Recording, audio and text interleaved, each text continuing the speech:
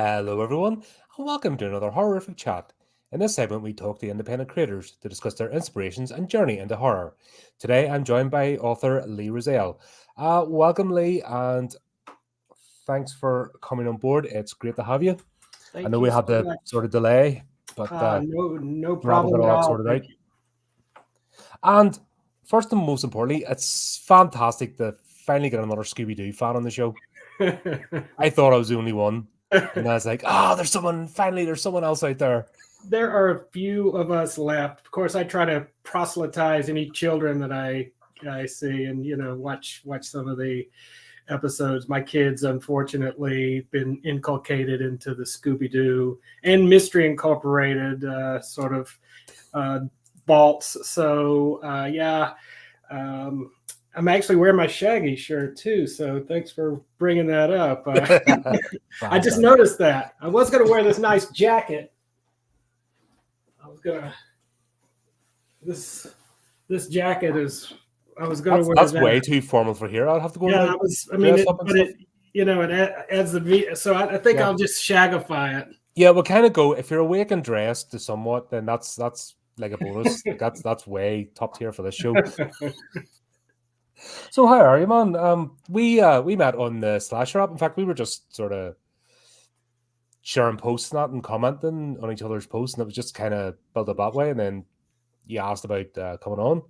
Yes, I took the opportunity to invite myself, and which it's always cool. So me having to do it. I think it takes work off me. I'm good. I love Slasher. I just got to tell you, I adore that app. I don't really get anywhere on X, and I've never had Facebook, and I'm a little bit too sort of geezerly for Instagram and TikTok. But with Slasher, you can't offend these people. You can't. I mean, you've got to go way out of your way. I mean, they are delightfully irreverent. They're delightfully perverse, and sexually advanced in ways that I had never imagined before. Some of their memes are, border. Oh yeah, there's some brilliant ones. Yeah, I mean, so I feel like it's the family I've always been looking for, but never have. Yeah, that's it. And thankfully, yeah, there are a few what I call generic alt people that they sort of come in and they're like, oh yes, I have all the piercings, all the tattoos, blah blah blah, but they're not actually horror fans, and then they don't seem to last very long, and they kind of thankfully toddle off. Where if you go on other platforms, that's all you see is that that type of person isn't actually a fan, and they're very conformist, and you must be in uniform sort of thing, and you must think this way. And it's like, no, do you know horror at all?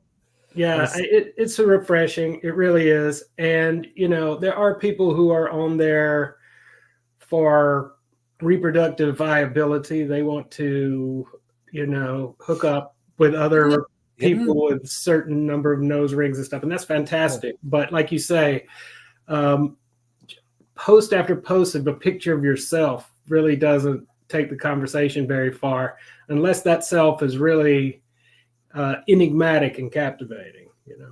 Yeah, I don't mind. I don't mind selfies now, but mix it up a bit. At least talk about a movie you've liked, because that's usually how I engage. If somebody's like talking about a movie or a franchise, or have feelings on either way, one way or the other. That's where I engage. That's my whole jam, the actual material, the horror material. I'm always looking for that random movie that maybe I haven't checked out before, and that's right. Yeah, just not too long ago, I put up a post or two on the movie Evil Speak. I don't know if you remember Evil Speak. If you've never seen Evil Speak, I believe I have. Yeah, Clint Howard, Richie's baby brother, in a military school, and the church under the school, there is a satanic computer monster thing going on, and it's gorgeous. I mean, it's just one that and when I posted that, there were a couple of people who were completely on with that. I mean, it's like there are 3 people in the world who love Evil Speak, and I found them, so yeah. That's it. We actually had David on here ages ago. I think it was maybe this time last year.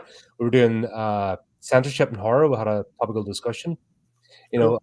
we were just other platforms absolutely are really winding me up because they're constantly censoring. If you type in horror, you get all the trigger warning.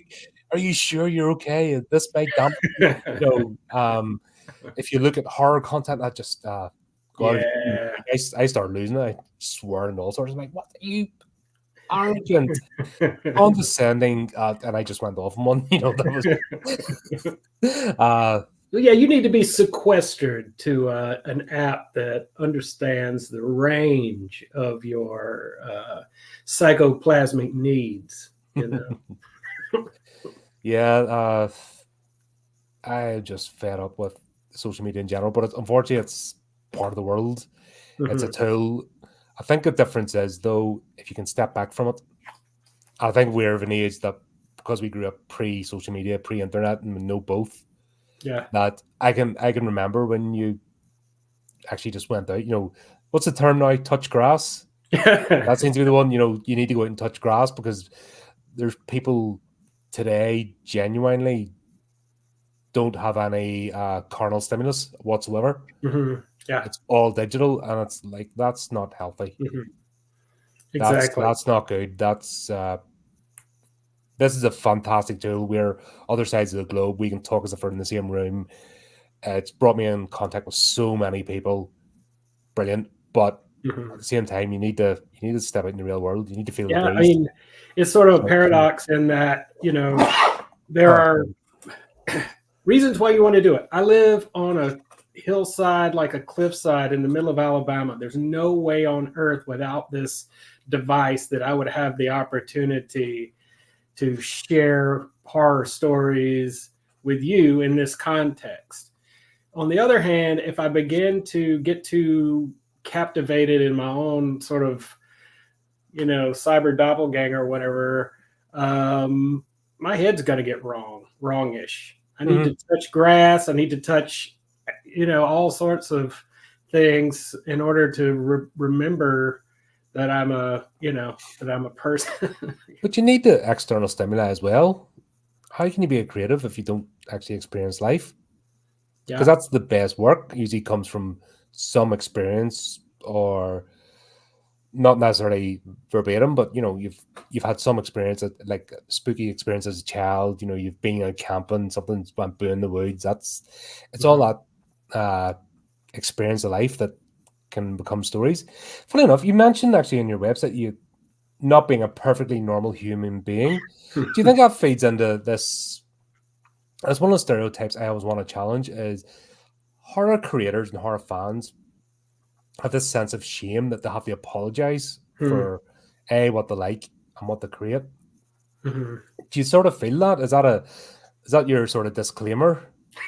I think that my kind of inability to sync with other human beings goes way beyond my interest in horror. In my particular case, right? But I'm not apologetic about it because I believe in the genre, because it's like, what genre is best able to help us negotiate and deal with, say, for example, the ecological crisis, right? It's horror. You look out at the video images of a fire or a dust storm or a flood or a hurricane, and the gut impulse that you feel is what you process when you watch a horror movie, right? Horror is a recoding of that disgusting, potentially disgusting world out there that allows for a way out, right? It's a way out using some tried and true conventions and a couple of cat scares and some hopefully not a lot of CGI, and it's a catharsis of sorts. And I don't apologize for that at all. It's fun. I'm having fun. No, it's good because it's that's something I always push, is like never apologize for what you do. Uh, the people that are usually trying to censor you or stamp you down, that they've got their own issues and they don't know how to deal with it. Yeah, definitely. The whole idea of horror creators and fans being the like fucking animal murdering, baby eating kind of lunatics. Well, guess what? Actually, it's the complete opposite. Exactly. We're the people who are so moved and broken by these social moments that we're sort of trying to pull back veil and like point at it and go, look, let's reconsider this. Let's Mhm. reconsider this. I'm not saying we don't have a lot of fun watching, some gargoyle rip a series of chickens' heads off. There's a little bit of that too. However, we're learning through pleasure, through experience. Yeah, and also the being able to discern between fantasy and realities is a good point as well. If you can do that, where I think the people that really have an issue with horror can't. They can't discern between fantasy and reality. They can't discern between Yeah, something on a screen and an actual live sure. human in front of them. It's Horror. usually projection. Yeah, horror and its great grandmother, the Gothic, are there to take away our denial, right? To Mhm. pull away at that sort of fantasist sort of, and also make contingency, right? Contingency, something could happen. Wait a minute, they are all out to get you, right? That is true in a horror movie, right? They are. It's like, Mhm. no, all of your fears are founded, right? Actually, And one is a good example is the first Terrifier movie. the which movie? I'm The sorry. first Terrifier movie. Explain. Tell me about that one. So the two girls, the two protagonists, were at a Halloween party, Okay. get a flat tire, and go to a cafe. It just so happens that Art the Clown went into that cafe as well. Hmm. It's one of those things that the universe, you have absolutely no control of it. If they had have not had a flat tire, if they had went into a different cafe, if they had done something else, Yeah. the series of events wouldn't have happened. But it's just that chaos of the universe that put them under his radar, so to speak. Yeah. And there's loads of stories like that. You bump into somebody in the street, and that person is obviously psychotic, and they become randomly obsessed with you, and then you become their target. You've no control over that. Right. And And usually that, they are just what you, as the protagonist or the final person or whatever, that's what you actually have needed all along, right? You've needed to confront something, mhm. right? And so it's a type of talk therapy, right? It was there to ultimately to protect you if you survive. Your friends, on the other hand, all the ones that got their heads chopped off, sorry, but for you, for the person sitting there identifying with the protagonist, this is what you have ultimately desired all along. It's sort of like that film, 1970s film, old one, based on Dinar Kuntz's novella Demon Seed. Oh, right, yes. Yeah, I mean, here you have a woman who is like, and it's very futuristic from the 70s. So there's all these cameras and the food can cook themselves and everything. And basically The 70s hadn't a clue about technology. so Like so we, beautiful, and they're still using paper and that sort of thing. And basically the monster is the computer and an arm with a wheelchair that work together to create this, reproductively viable robot monster that impregnates the lady of the house and gives birth to this hybrid, gold plated or bronze plated baby. And so this whole challenge and the way that this this uh, this sort of digital system has conspired against this woman provides her with what she's wanted all along, the demon child, right? And so Yeah, I love that sort of catharsis. Oh god, I can't remember the name of the movie now, but they've done a similar one, but they use mobile phones instead Hmm. of robots. And I, effectively, the girl in it is like got a mobile phone and a pram at the end, nursing it. yeah, Very similar sort of vein. Kuntz is such a random author. Like his stories go all over the place. yeah. Do you remember that one? He did this sort of almost like a Dan Brown type spy series. I can't remember the name of it, but the whole thing was play Manchurian.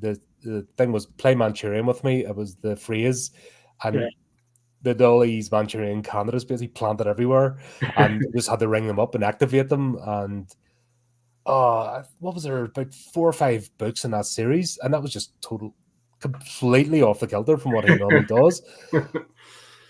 I'm so jealous. Yeah, just a bit ability to just get that deep into a particular universe and then be able to pull yourself out and then write, a short story collection or something like that. It's pretty fascinating the Yeah, speed at which those writers and their ghost writers and their hairstylists and stuff crank out. yeah, but That there's particular. only a handful of those folks. But also that, like I said, they've got the ghostwriter. They might put the draft down at that point once they get to a certain level, and then they've got all the help of the day. It's the same as maybe doing the likes of this on YouTube and thinking that you're not like one of the top influencers, but then they've got a whole production team behind them. You Yes. kind of have to not beat yourself up. You know what I mean? And go, well, I'm doing what I can Yeah. with what Well, I have, I and I'm still consider, producing. yeah, I consider some of my work the sort of artistic equivalent of like a long concert with that's a tuba solo. It's like you can think about the person who plays the tuba and how much time they spent working on it and how the perfection of playing the tuba takes such skill and tenacity. Nobody wants to hear it, but generally, but there's something there. So it's like rather than writing or tweeting to market, I feel more comfortable just playing out there. Yeah, because you do a whole range of work. Like you go from cosmic horror to southern gothic, and uh, Yeah. you've a whole range. Are you still trying to find your particular style of Hmm. what's a Lee Rozelle book, or is it just part of the exploration that you just want to cover as many genres, or is it just an idea that comes into hand? What's kind of That's a the thought process of the journey going on there? that's a really really important question, and you know, I what keeps coming out is authentic, and I can see some patterns of what I bring to the literary table. I see some elements of my style that I think I can hone to make it more interesting to other people. But I don't have a kind of an attempt. I mean, the anything that's sort of resembling a brand or something has got to Mhm. come from where Or even the if a style of storytelling, Mhm. is there anything that you Yeah. think you're settling into, or is that still Yeah, part I of the mean, I journey? think I think the idea is ultimately for me, it is what I would call like Southern Gothic Bizarro.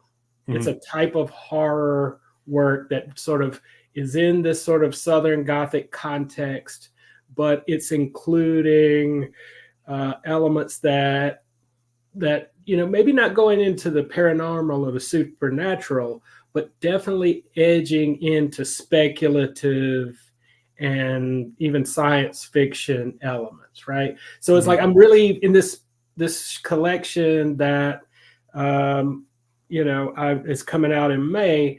I am fascinated with like what the future of 3D bioprinting technology, right? That's the ballad of Jasmine Wells, which is coming out, No, that's the or is that it?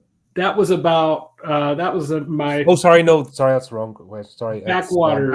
backwater. Sorry. Yeah, Hey, Sorry, I'm half asleep. I'm not a at bit slow all. in the uptake. Jasmine is I've also got names in my head. What they ask you about books? Jasmine Yeah, is sorry. definitely speculative Southern No, Gothic. Jasmine's another conversation I wanna Yeah, have with you. definitely. I That's would, but this one is like 3D printers, orthodontic paranoia, the effects of wastewater, sort of toxic psychoplasmics, the cloning of dinosaurs, and endangered species, groupthink, Ponzi schemes. Like this is fecal transplantation and its discontents. Uh, Fishing stories, cosplay gone rogue. It's sort of like this is the amalgamation of things that are coming together in this new book. Yeah, mhm. it is. It is, dealing with basically there's something in the water. Right. So is it set around one location and they're different stories, Yes, and but different characters, or is there a right. recurring theme of characters? Do they revisit? Well, some characters show up again and again. Other characters, by nature of the genre, find themselves dead or transformed into fish monsters. There's nothing we can do about that as much as we love them. I'm getting a One bit of a character. Twin Peaks vibe. Oh, yes. Yeah, I'm getting a bit Yeah, of a Twin Peaks vibe from it. It's and people every sort of look on with yeah, as if it's just a Tuesday. yeah. If you sort of my aspirations would go Cronenberg and Lynchward pretty much every time. Hmm. Those are my sort of heroes in film, and somebody like William Gay, who wrote Twilight, and Flannery O'Connor are my heroes in fiction, right? So this idea of what's beneath the water, people are growing a little peculiar. That's a genre people that readers kind of enjoy. And then you have these various people who are coming in contact with the water, or people who are coming in contact with the water. You've got this Lyle the barber, and this one is like in a real thick Southern accent, this story. Hmm. And it also involves false teeth as clairvoyant vehicle. So the guy can take false teeth out of a person, or a corpse's false teeth, put Hmm. the false teeth in his mouth, and then begin to transmit as a mental medium from the false teeth. And so people are like chasing him down, putting their dead relatives' false teeth in his mouth. And so, Oh, so this lovely. guy is central to the story. And Yep. then there's this other guy named Slapjack who has fecal implantation surgery, and he begins, because of the transplantation, he begins to feel like he is the donor of the fecal matter, who is his nephew, who's a lawyer. So this guy Slapjack starts thinking he's a lawyer. He gets an old Jaguar for $2,000. He starts wheeling around. He tries to run for governor.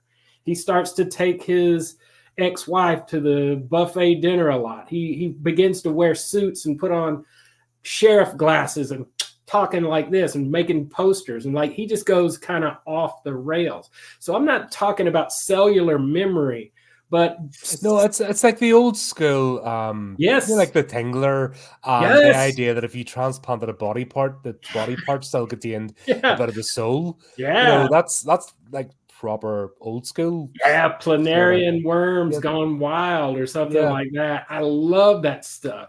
The kids are messed up in the story. You got at the heart, there's this pair of scientists, this husband and wife, who create this Ponzi scheme and go bankrupt, and then they're like rogue on the side of the river, and they're using the whole watershed as kind of a research station. So you might catch a fish that that is carnivalesque and dark, and can beat you up or run away, or sometimes the fish is got a mullet or something like that.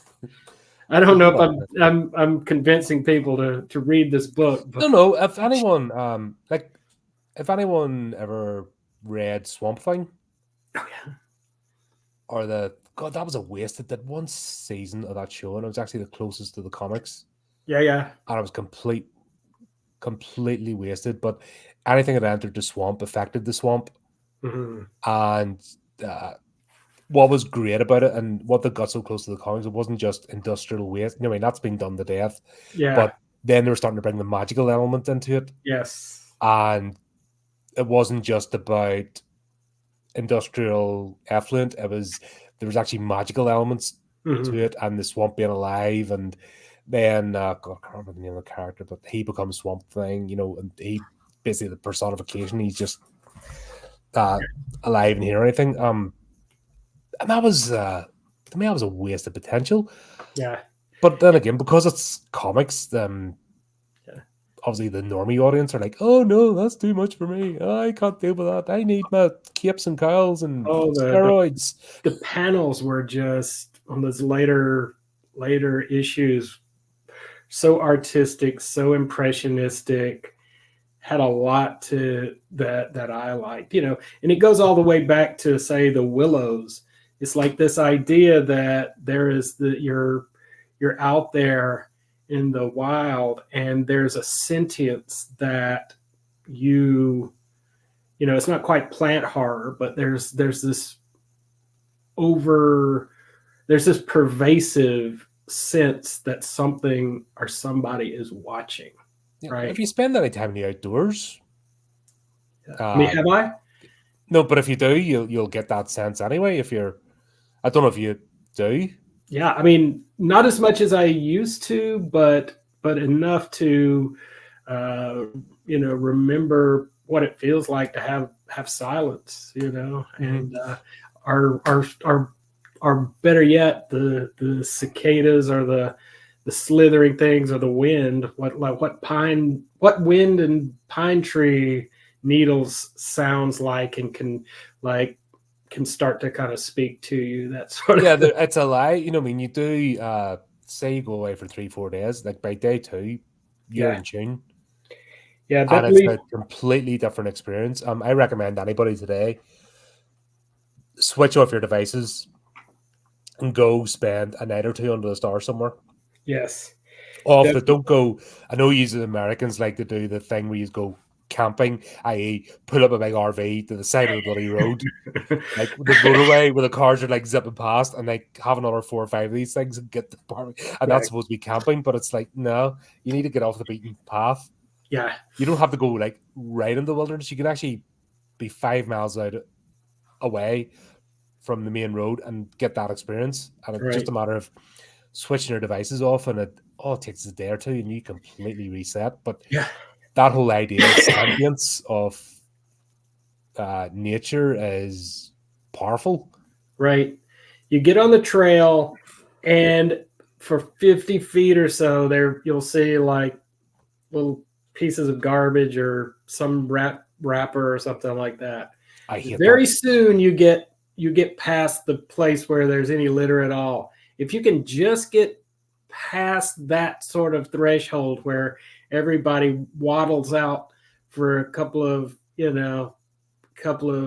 dozen yards and turns around and comes back, you're going to see something that 90% of those hikers have never seen. Mm-hmm. And I think that's beautiful. And I think that also relates to another, like, also a writer um, that I really appreciate and see as sort of one of the founders of what is like a Southern neo-Gothic literature is Jeff Vandermeer, right? Not very familiar with them.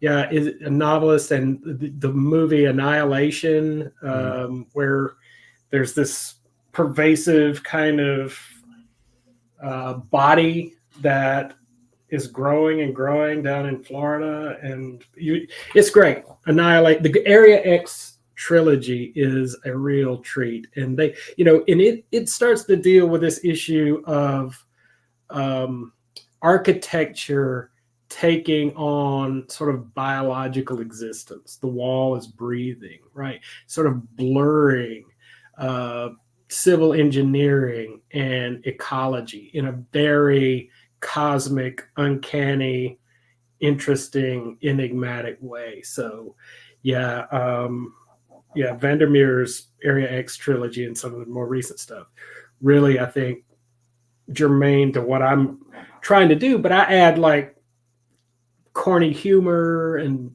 backwoods kind of caricatures and misfits and stuff like that in a way that his feels a little colder than what I'm trying to do. So like we have a one of our contributor authors, Gene Baker. He's on the show quite a bit. He's a similar vein, sort of Southern Gothic. Cool. That's his genre. He enjoys it, and his thing was always saying as well, the characters. It's the people.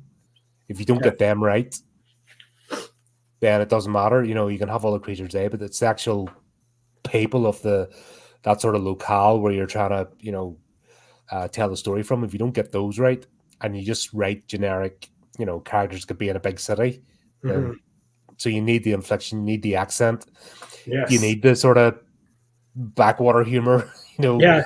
as well, Like the mom and pop sort of thing. It's Tina Jens wrote an article on like such horrible people and this long list of all the things you need to do to familiarize yourself with characters. And even if I'm talking about a 5,000 word short story, I follow that. I know what that person will do in a situation where, for example, they get their feet wet, or what they would order at a restaurant. I get to know them so well that I'm like talking to them or talking as them before I write them, and that usually makes it probably too wild or rich for an actual short story, but for me, and it makes the dynamic of the story a lot more interesting. So yeah, I agree 100% that for me at least, I start with character and let it run through my head. Like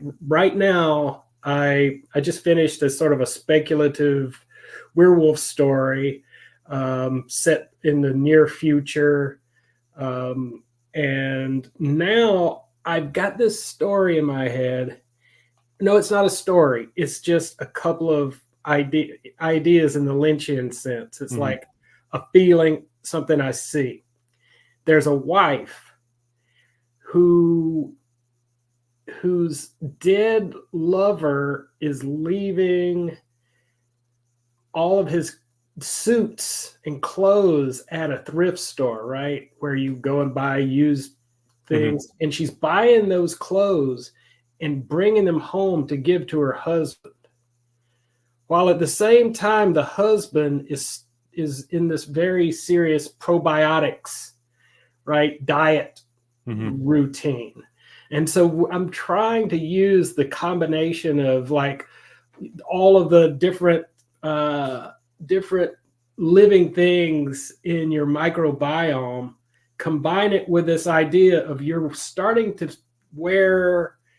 wearing this dead man's clothes, and it's starting to like change things about you, and not pushing too much, but that somehow that some clash or some identity collapse is going to happen. The only other image I have for that story is a sandwich with like an egg salad sandwich, but the sandwich, all of the egg crust, all of the eggshell is in the sandwich.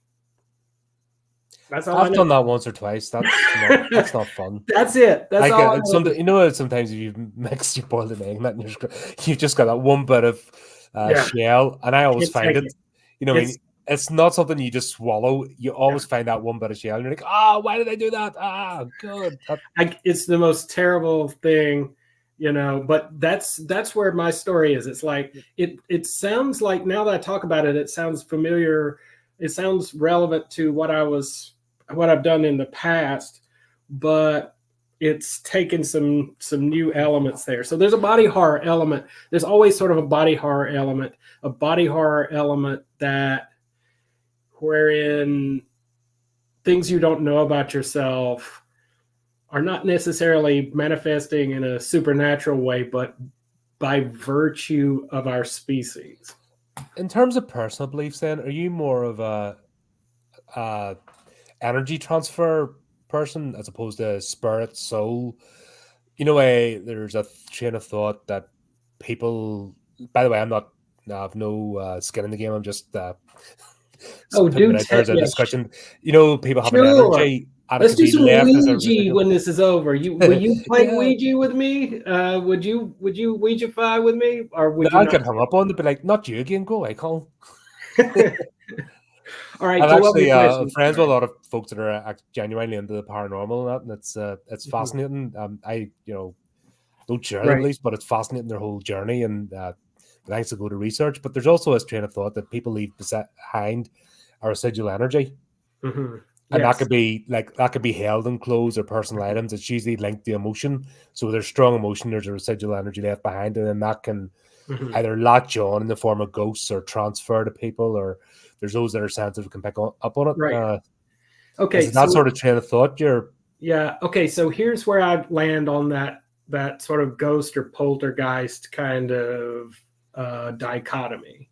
Right. A ghost is a trace of an injustice that happened in the past that can manifest as memory and are at the same time manifest that in stories in fiction or Mhm. something, a movie, as some sort of, you know, physical presence or, some kind of intrusion, right?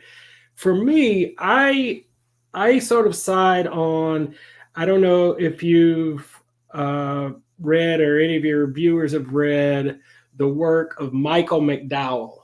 I've Um, heard of them. Yeah. yeah, so he wrote a book called The Elementals, and it is maybe, it's one of the top three scariest and perplexing books I've ever read. And it's all of Michael McDowell's stuff is coming out or has come out, or most of it's come out from Valancourt Books. And The Elementals basically um, is more akin to this idea that um, ecological forces are growing sentient and trying to communicate, in this case, to a bunch of wealthy vacationers or something like that. And that there can be traces or memories that look like ghosts or look like a phantasm that's based on your aunt or something like that. But Hmm. that's not what it is at all.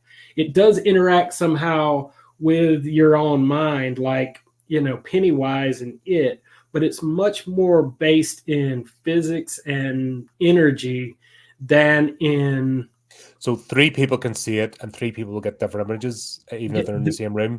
So that, potentially, yeah. yes. Or one person could see it. And Hmm. then at some point, like the sand starts to, you know, come from nowhere. The sand begins to grow into some sort of large,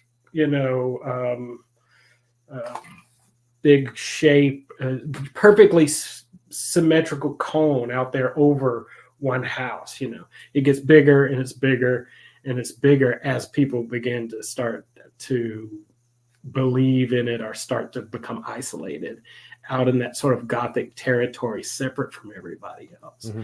But unlike rain and thunderstorms, it's set in the coast in Alabama. So rather than it's gothic heat, gothic whiteness, gothic sand that symbolizes this decay and pestilence that is encroaching upon these old South kind of money and that sort of thing. So it's a lot, a lot of Michael McDowell's stuff kind of gets close to that, and there's some automatic writing in that, automatic drawing in that piece too. So yeah, I mean, it's drawing the girl who's like the daughter, the 13-year-old. She's out there and she's not drawing the picture anymore. Actually, it becomes an image that is of a photograph of a relative that nobody's seen before.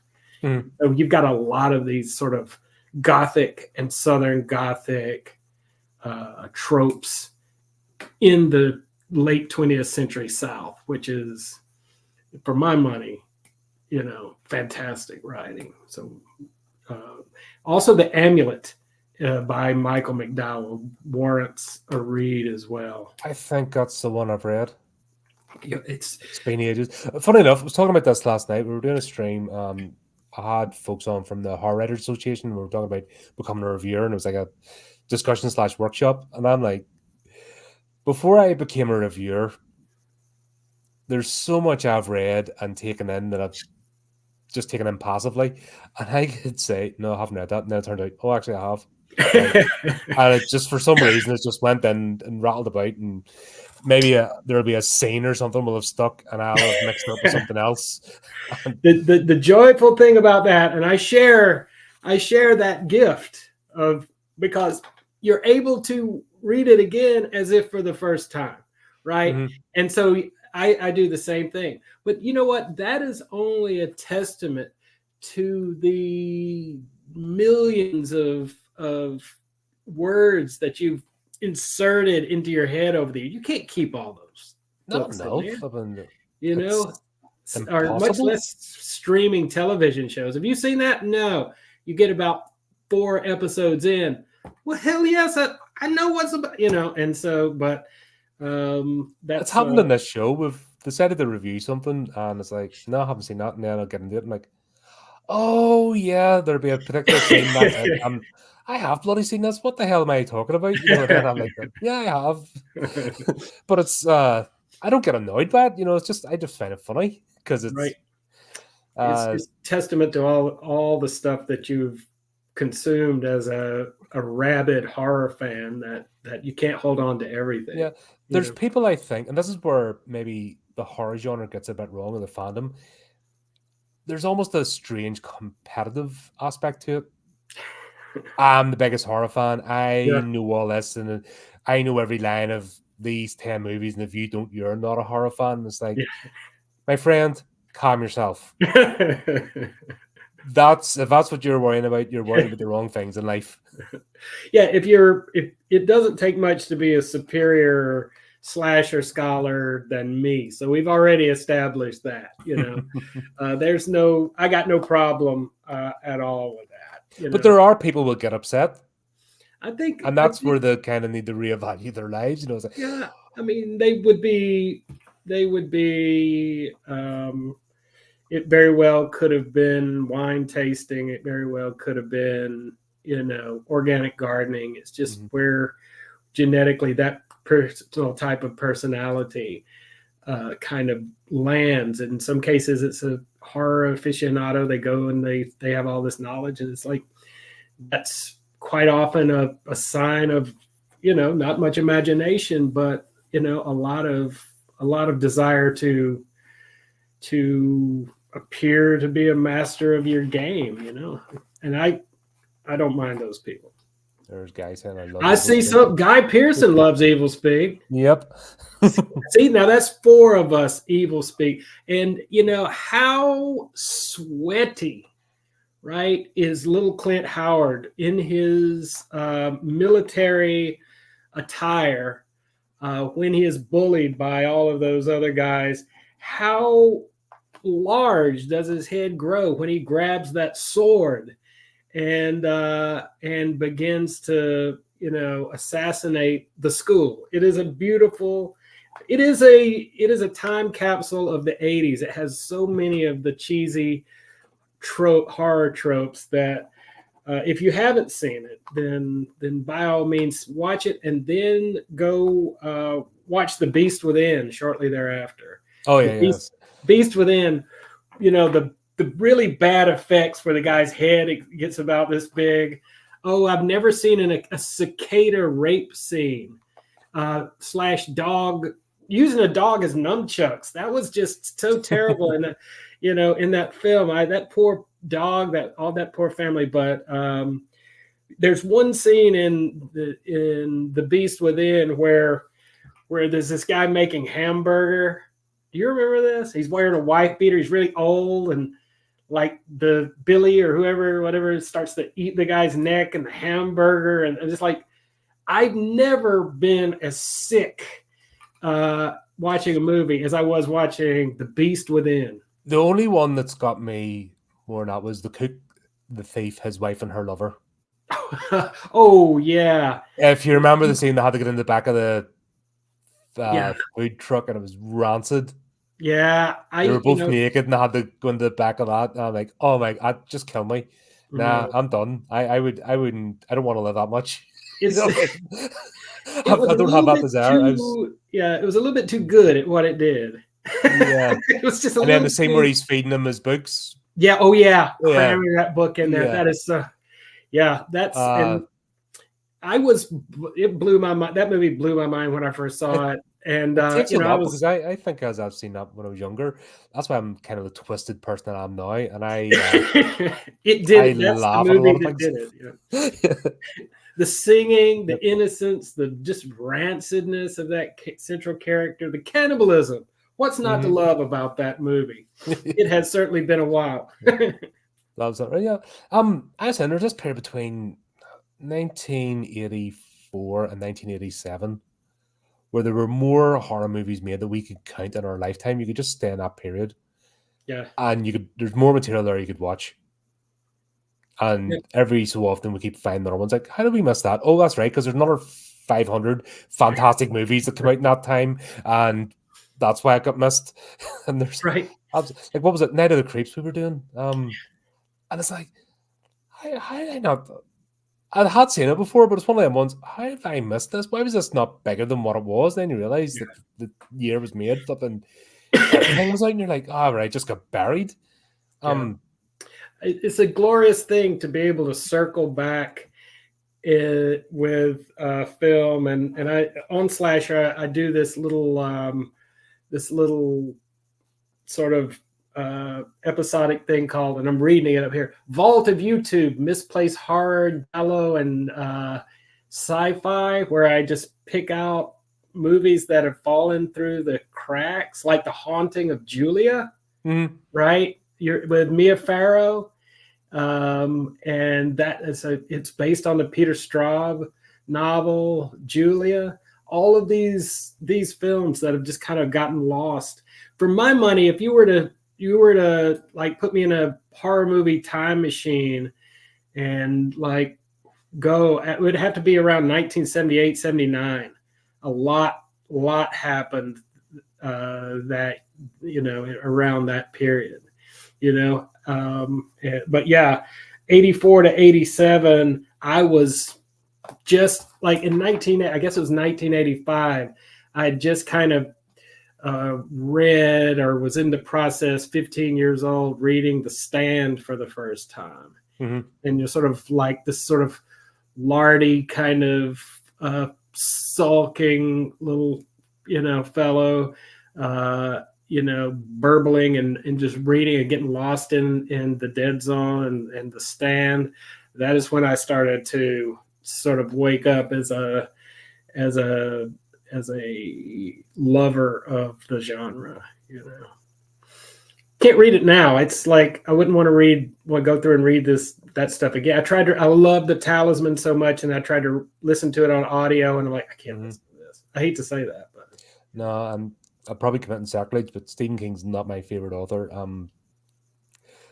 So much hit and miss. You know, there's great stuff there, but there's a lot of misses. But yeah. his Well, I he mean, absolutely despises ordinary working class people, and I'm just like, what the hell is your problem, you arrogant prat? You know, he you have really. to, If you're an ordinary working person, in his books, you're a scumbag. You know, that's every stereotype you can think of. He writes into his books. Cujo's a good example, actually. which You one? know, Cujo. Oh yeah, You know, and every person that's working class is just an absolute scumbag. But of course, even though the middle class ones are having affairs, they're fine. You know, that's they're doing shitty things to each other, but that's okay because they're his people. And yeah. I'm just like, I would say, you have that absolutely despise that. well, what about? I mean, for my money, That's why I like Kuntz actually. Kuntz, his none of his stories are so random and it's all about the experience and it could be anybody mhm, having the experience, but you don't get that bitterness. mhm. You know, there's a lot of bitterness with King. Yeah. I mean, You can it's palpable, you know, when you read his stuff and you read into it. well, I mean, I think that The Shining, the whole family dynamic in The Shining and the architecture is as good as the game and the heart. And there's a lot of bitterness there, and the bitterness, that we feel from and about the main characters, is part of the point. There's a lot to do with, the alcoholism and that sort of thing. So for me, first 5 or 6 books, once you get to the Cujo and Firestarter, much less the Tommyknockers level, and I'm pretty much out at that point. But before that, there's this first collection of short stories. It's pretty Graveyard Shift, wasn't it? Night Shift. Night Shift. Sorry, yeah, Night Shift. Yeah, Night Shift. Graveyard Shift was later, wasn't it? I think that's a story in Night Shift. Oh, it's not. Sorry, yeah, sorry. Yeah. See what I mean? I've read it, but my brain's all jumbled. That's Carrie's brilliant. Yeah, I think. Oh, that weird one with the toy soldiers. That was in that. Oh one. yeah. You've done that. I've actually got. Was that a Creep Show episode? Actually, okay. So you have to go back to like Amicus features, and also like we have done the entire Amicus series trilogy of terror with the little. There's all those colonialist kind of missives on Amicus and like trilogy of terror. There's it's Asylum, right? And there's little guy. That was one I thought I hadn't watched. And then when I did, Dr. Star, I realized with Dr. Star and the robot, I'm like, oh my god, I have seen this. What the hell am I thinking? Flipping what is it? Night at Bald Mountain, that's starting off like super hyper music when he's just driving up. Dun, dun, dun, dun, and you're like, bloody hell, calm down. He's just driving up the road. Going to the gate. What the hell's going on here? But then it was all stock footage. Not much of a. I love it. I don't live too far from Shepperton, actually, because Amicus cool. is looking as Shepperton Studios isn't too far from me, and they're talking about starting up again. I saw like a Kickstarter thing for a new movie. I have no idea if it's going to be an anthology or. I think it's a movie. Yeah. So, for what it's worth, Torture Garden with Burgess Meredith, right, is a splendidly peculiar film. I love that one too. Yeah, like I said, we've actually got the Amicus series. We've covered the entire anthology series because it was actually a conversation that happened with one of the contributors, Steve, about the From Beyond the Grave. Yeah, the first story about the mirror and the guy in the mirror, and he had to kill to feed the mirror to release him. Oh yeah. And then what he didn't realize was going to be taking his place. Yeah. And that conversation, then we didn't realize we reviewed the last one, and then so we worked our way back to the very beginning. And those two that were based off Tales of the Dr. Terror's House of Horrors, right? That's the first one, isn't it? That's the first one, yeah. Yeah. Then it's Torture Garden, and then Asylum.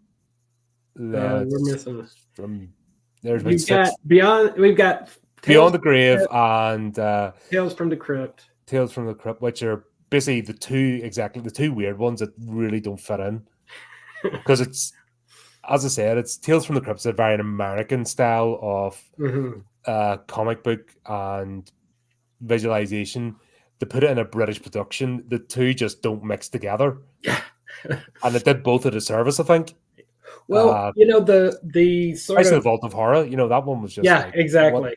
What is going on here? Those are like, they're based on those like old EC horror comic books, right? Yeah, the Tales from the Crypt. They diverge, they separate from the kind of animus of the original ones that kind of try to deal with like maybe a werewolf or something in a contemporary milieu. Like those just kind of went back to a bit of gore, a relationship, a marriage, these sorts of things, a head bouncing down the stairs. And I love them just as much, but I understand exactly what you're saying. They're a different breed of Amicus. Those would be better told in a Creep Show episode than an Amicus series. They'd fit in better. I got you. Yeah. So if they told those stories in a Creep Show episode, it would be perfect. Right. Have the same inflection, same tone, but so maybe Hammer's House of Horrors episode or something like that. Because that's the thing. You would mistake Amicus for being Hammer House of Horror because they sort of copied a lot of the tropes in the visualization. I don't think no. I think it would Creep Show would be the best one, or like when they did Tales from the Crypt. Yeah, That's yeah, theirs is home. yeah, Tell it in the style that it belongs.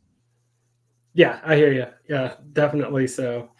'Cause I Um, love those. You can't get those anymore. There's nobody really putting out graphic novels or comics horror genre. It's very I don't know why, because those things were the staple. Those are the things. It's that imagery that captivated people's imaginations, and people have stopped doing it. yeah, I mean, I my finger is not on the pulse anymore. I really don't know if I expect there's cool stuff going on somewhere. It might not be in the US or the UK, but my guess is there are small publishers cranking out horror sort of episodic works that are really cool. It's probably going to take 10 years before it filters over to where I get access to it. Hmm. I like to think that there's things happening out there that are just off my radar as sort of a standard Amazon consumer, and that kind of thing. But at least with the platforms, you've got an opportunity. It's self-publishing and print and demand. You've got that opportunity to get your stuff out there. Yeah, the commission's terrible, but at Yeah, least it's a start, and you're right. not having to worry about keeping a warehouse and distribution. Yeah, if you want to, get an audience and have people look at your work, it's wonderful. If you want to make bank, you might want to try something. Yeah, if you just want to, not even make bank, but just live. You Yeah, can't. That's forget it. Yeah. but we do everything we can. I mean, that's what the whole point is. The more people on board, the more chance there is. Mhm. Uh, it's a constant sort of. That's why I love doing things. I guess just anybody get their face out there. If you get one new audience member, one new fan, I've Mhm. done my job. You know what I mean? Yeah. Just for having a conversation, a bit of a chat. That's what's out in the world. Yeah.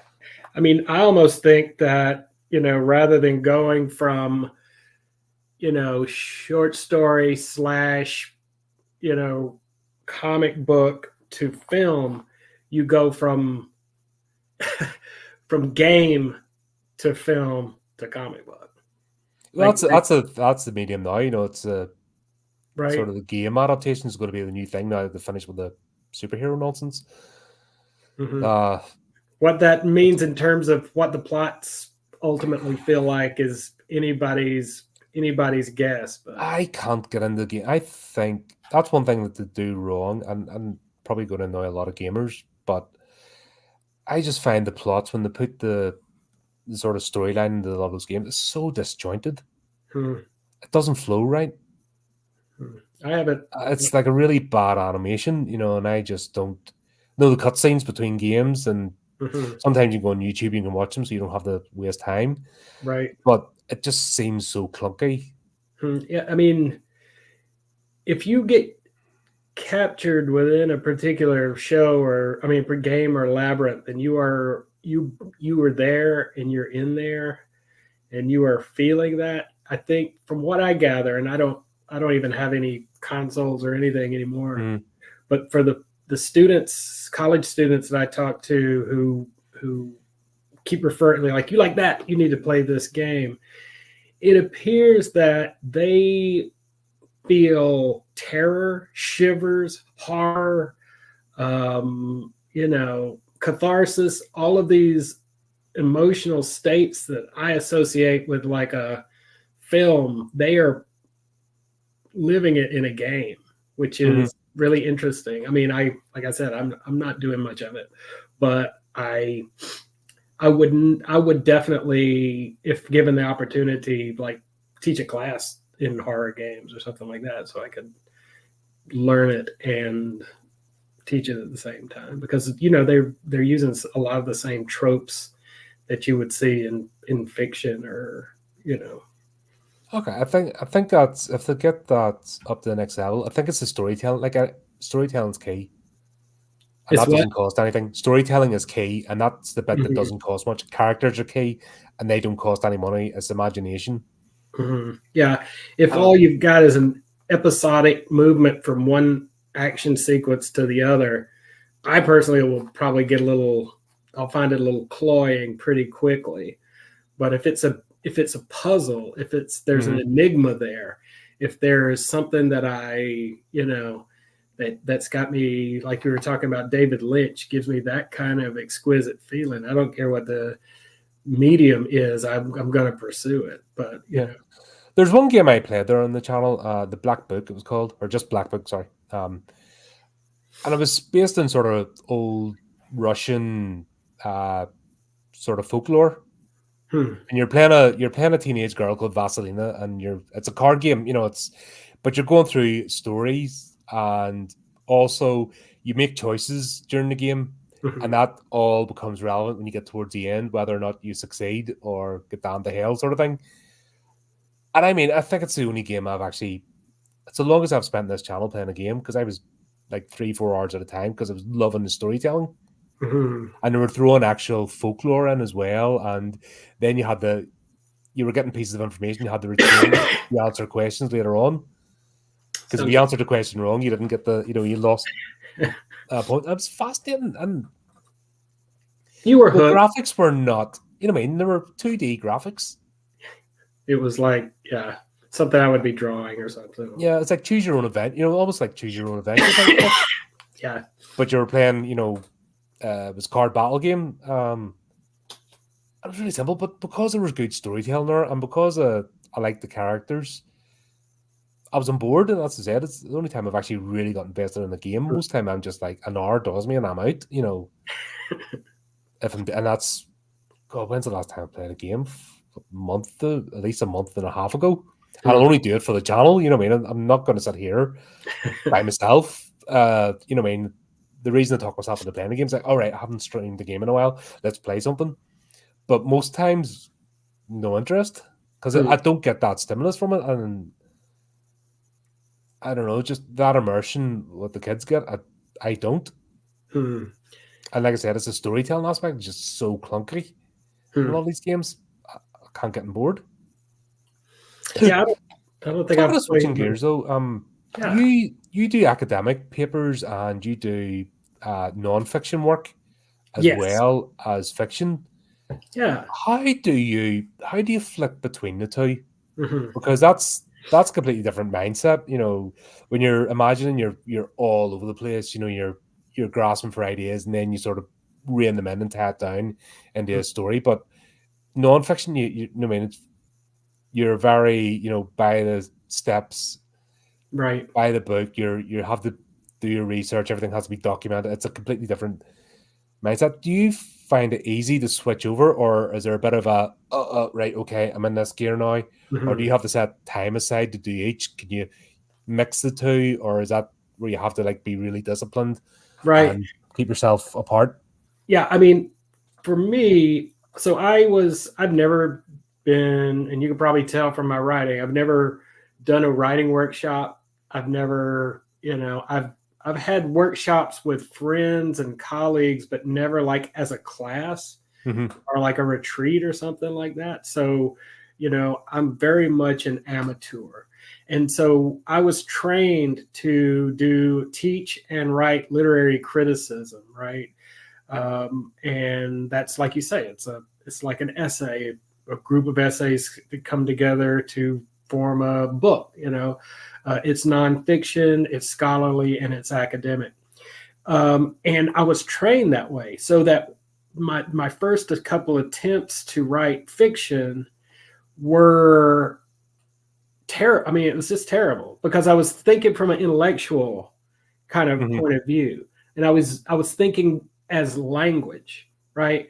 So the aesthetic, I mean, the scholarly stuff is all linguistic. It's all conceptual, right? And so you are just kind of pushing in. If I get 100, 200 words a day of nonfiction, it's been very successful. And it's usually very, very twisted, rich kind of something I read later on. I have no idea what I just wrote, something like that. So it's working a particular part of the mind. And so I tried to okay, now I've done this. I feel comfortable with this. I want a new challenge. I'm going to write a short story. I'm going to write a novel or something like that. And I started trying to do it using the same techniques that I would use in nonfiction. And it was terrible. It was like derivative, political kind of stereotype. I mean, it was this really terrible.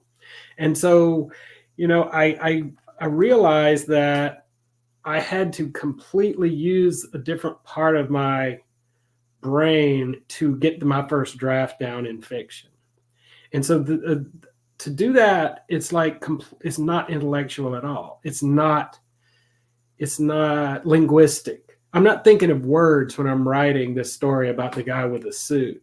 Mm-hmm. What I'm trying to do is close my eyes and be in that, room where he is trying on different jackets and feeling what it's like and what he would be thinking. And so it's like I said on Horror Realm not too long ago, it's like David Lynch's concept of the idea. The idea for art is something that is multisensory, that is emotional, that is not about things, but it's about a moment and trying to deeply be inside that moment. And so basically I can turn it on and off because it's two different processes. In fact, doing one allows the other one to kind of build up and vice versa. So right now I'm trying to promote my short story collection, but actually right now what I'm writing right now is like a 6,000 word art chapter, part of a chapter of a book on the movie Get Out. And I'm, I'm like digging deeply into the idea of a silent auction and go back in history. It's like, what is a silent auction? Why were they having a silent auction in this film? How do you conflate a silent auction with a slave auction, right? What is a silent auction? The silent auction is where wealthy people bid for things like wine tastings and vacation packages in order to do a charity event. Why would Jordan Peele use that device to talk about, the auctioning of Chris Washington? So it's like that gets into issues of class and issues of race and all that, which is right where a literary scholar likes to be. But if I tried something like that, like tried to create a political version of Chris Washington in fiction, it'd be a piece of shit. Funny enough, that's the entirety of Hollywood right now. That's why it's tanking, because that's all they do. Yeah. There's a whole thing, especially with virtue signaling, which winds me up in the horror. And it's back to that whole apologizing for what you are. So it's been supplemented with virtue signaling, and it's a lot of stuff like terrible. You're just getting beaten over the head. And it removes the aspect of escapism and letting the audience member make up their own mind. Right. Instead of preaching them. I'd like to be preached to. It doesn't matter who it's by, what side of the pendulum. Don't preach to me, because then I'm mentally going, nope, not interested. Doesn't matter. If I agree with you, if you preach to me, I automatically don't agree with you because I'm a stubborn git. Yeah, I mean, Get Out is successful in that it's simultaneously, for me, on the nose politically, but at the same time, it has enough of the elements from like Rosemary's Baby and I think Texas Chainsaw Massacre and Stepford Wives. It is wily enough to the conventions and tropes of horror, and it's kind of thrilling and it's intellectually stimulating that it succeeds on being on the nose politically and a good horror movie. The problem is that's his only piece of good work. Because everything else that's his only piece of good work, because everything else has been terrible, and he's an absolute scumbag of a human being. I detest the man. I absolutely detest the man. He's a racist. Right. I don't like racists. Well, as a literary critic, I follow the intentional fallacy, which is the intentions or the attitudes of the artist or filmmaker. I'm interested in it and I want to know that, but they don't change the way I look at a piece of art. as a scholar. So No, like, no, that's fine. but as like, as far as their personal lives and everything, that's interesting, but Once again, it's not personal when you're putting it out there and you're making statements publicly. It's yeah. not your personal life anymore. It's like if I make a statement on this channel, it's not personal. Mhm. You put it out there in the zeitgeist and people can judge you for it. Right. You know I what I mean? mean, And if you're not prepared to be judged, then don't do it. That's yeah. it. I mean, you could have said the same thing about Picasso, though, because, a lot of the attitudes and statements that Picasso may have made would maybe make somebody say, well, I don't want to see your artwork. And that's completely legitimate. Yeah. I You mean, know what I mean? Once you put it out in the public sphere, if you put it in the newspaper, even back then, newspaper or publication, you can have your own private thoughts. And if you're savvy enough to understand that the minute you take a stand in anything, somebody's going to disagree with you. And mhm, it's up to you to make that balance of, right, here are my thoughts, whatever. Do I want to broadcast them? Do I not? You have to make that mhm, decision.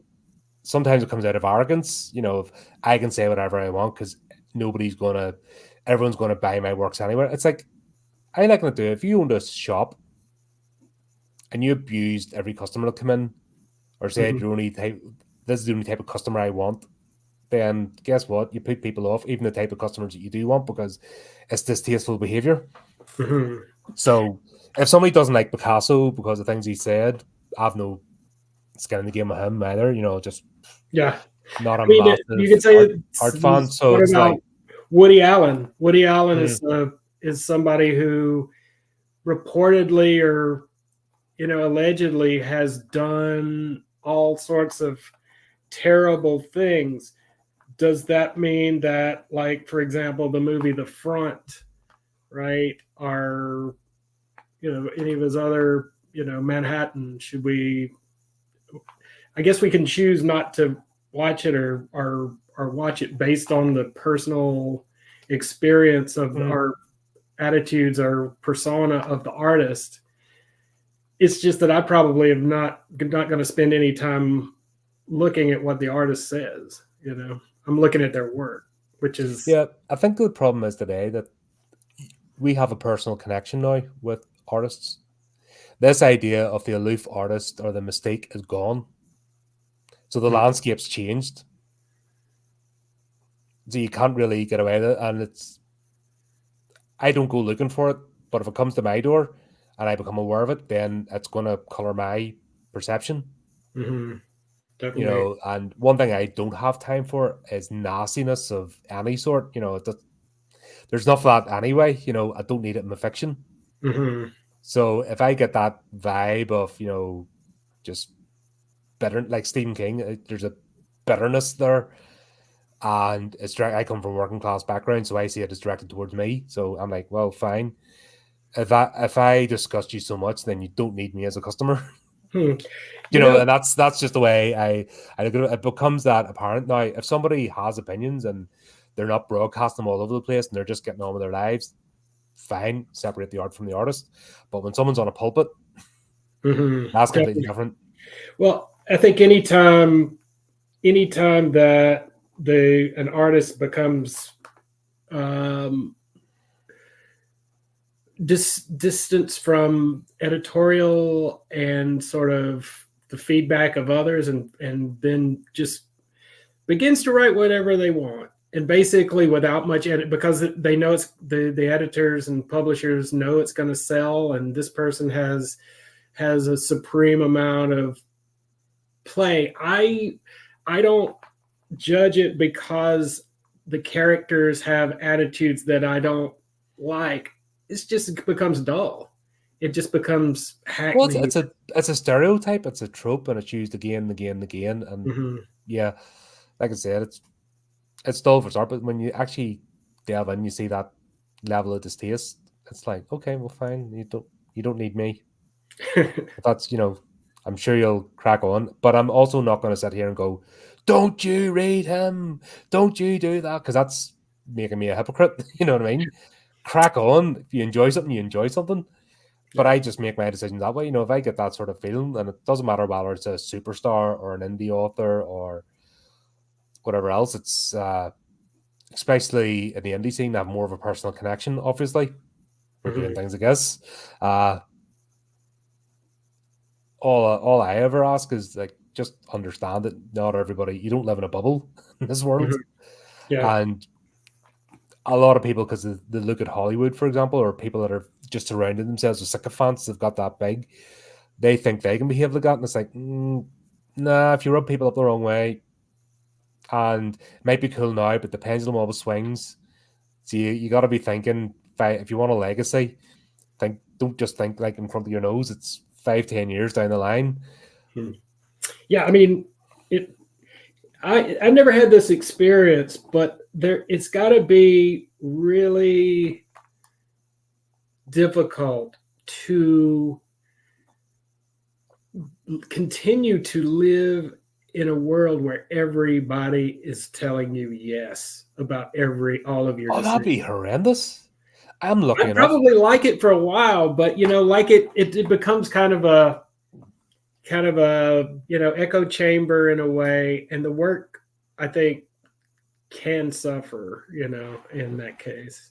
My friends, the ones that are close to me, will slap me about the head and say I'm an idiot. Do you know what I mean? And we'll disagree, and we will fight. In fact, even when you see Cameron and I, we will fight the bit out about stuff. But we're best, we've got each other's back, best mates. I wouldn't have it any other way. Yeah. A group of us will all disagree and stuff, but we'll have that commonality Mhm. that spawns that friendship. But I would hate to be just told, "Oh, you're fantastic, you're great, you're wonderful." Just it's not healthy. Now you don't need to be denigrated either. Yeah. You know what I mean? That's not good, but it's constructive Those are the two criticism is completely choices, and different. I'll take flatulent praise at any time. Yeah. But yeah, I think that you know the artists who keep putting themselves in positions where they're still stretching, or they're still putting themselves in a position where they're not like trying a different form, or trying a different um, different putting on trying to different acts of sorts. I think those people stay younger and their work stays fresher. But sometimes if you don't continue to like play Brown Eyed Girl, the same way that you have every time, then people will, it does. You do run the risk of losing your Yeah, celebrity. that's why I'd asked you the question about your style, because you're flipping between cosmic horror, southern gothic. You not find that there will be an expectation as more people come on board. Oh, Mhm. right, this is what Lee writes, okay, and then when you write something that counts as that good example. Uh, there is a theme, with his, he takes you to the weird and wonderful, and it doesn't have to be supernatural. It could just like as the inbred circus troupe. I can't Mhm. remember the name of that story, but the one about the inbred circus troupe Yeah, yeah, where the father's trying to take the daughter back because he wants yeah, another. He'll take you to all them places. But the yeah. only time that he really is when he did that spy thriller. It's like, what is this? This doesn't count. All the other stuff I can get on board with, but what's this? Yeah, I Um, mean, you've got to miss. You've got to miss pretty seriously sometimes in order to keep your teeth sharp. I would guess, though. he's got a smile on his face, and he's not sitting bitter and twisted posting on social media all the time. You know what I mean? Yeah, He's cracking on, so he's obviously got it figured out. yeah, And we and might scratch our heads sometimes, but he's still a cool author. Clive Barker, there's another one. He is not messing about. He does everything he can think of, and he's got 100 ideas. And sure, he's still cracking on. He'll be great until the day he pops his clogs. yeah, And he love has that vibrancy about him, and a bit of a mischievousness. it. And I can go back and read and listen to the books of blood for forever. I mean, Mm-hmm. that's the they don't let go. Just I think really, really powerful writing, and edgy in a way that I really love too. Mm-hmm. Ramsey That's what it Campbell a comes. lot of the times too. So Mm-hmm. that really. Talking about seeing you talking about the sort of social media that obviously the ballad of Jasmine Wells, that's kind of the focus now, isn't it? It's the whole negativity that can come from social media and how it can break someone down, and uh you've built that on the story. What's your sort of thinking? Is that all this that's been going on formulating that story, or do you have another idea? Oh, well, that story. I so here's how this book came about. My father actually came up with the idea, and my father actually wrote this book too. Mm-hmm. I mean, he didn't write. He wrote a different version of this book. So the idea he had this idea of a really, or not really, a person who thinks uh, as a large, corpulent, fleshy woman. This is how my father described it. Mm-hmm. Who's kidnapped by some sinister figure who makes her lose all of this weight. And then at the end, she loses all this weight. And then the way that my dad described it is she is then happy because of this. And I thought about that idea, and I'm like, unlike, I don't think my father, I don't agree with my father that your morphological change, your physiological change is automatically going to create an emotional change or give you more confidence or change the very tenet of your so like I didn't assume he was going to write the book. I wrote the book, then he later wrote the book in a different context. And the way that I did it, the person who is kidnapping her is actually a reality TV producer of the sort that would be like Fear Factor or something like that. And that she is the most cranky. Jasmine Wills is the crankiest, most bitter, and has a self. She feels like her weight is has a weight problem, and she is kidnapped. Mm-hmm. And then in this world without her permission, she's suddenly she's put into this studio. She's given a little suit, and is over time made to eat, healthy food from a French chef, do exercise routines, get self-help kind of videos, and she physically changes, but in her mind, she doesn't change at all. She bites back against this. So there's a sort of a larger allegory, I guess, about the relationship of the individual, the quote unquote misfit in this sort of world of cameras and of social media, and how to reclaim and reclaim yourself throughout that. But of course, it's done through my kind of lens, which means there's all kind of bizarre, caricatures and carnival-esque stories and Southern Gothic tropes that make it a contemporary kind of retelling of a book like The Ballad of the Sad Cafe by Carson McCullers, where you have these two people who are both kind of they don't sync with other people. They're physically different, but yet they have this kind of emotional connection. And so it's very much wrapped up in the Southern Gothic. So basically, it's she says at one point, there's this model who is chasing her around with a camera at some point, and Jasmine's like, I don't want to be you, right?